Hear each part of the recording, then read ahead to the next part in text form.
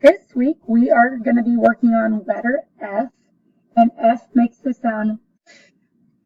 So our poem for capital F is a tall flower, so remind them to start their letters at the top and go down and make your tall flower. And then it has two straight petals, petal at the top and a petal at the bottom.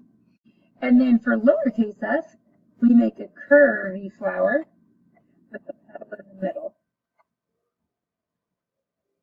And just as the weeks before, talk with your child and see if they can choose one of the 4 homework options to practice letter F.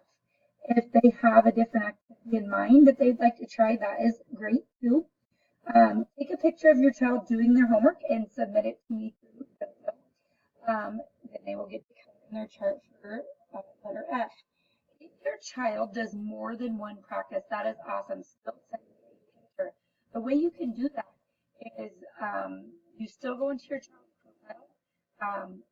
It'll say no activities submitted, like the letter F homework. Then it'll say no activities. But if you still just click on the right activities, there'll be a little circle. You can click on that and just add a picture. You could type in, like second practice.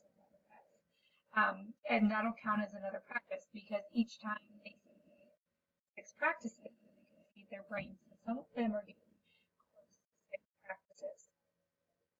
The first option is foil to make letter F.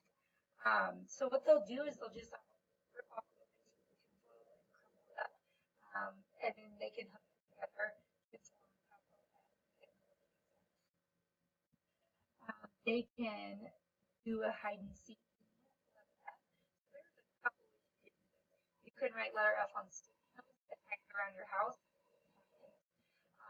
They can just find letter F printed on things around your house, on calendars, on notes, things like that. Or you can take it a step further and they can search for something F, or toys. Maybe they find some toys. So I'm doing that one. They can use goldfish to make letter F, or they can finish their handwriting page.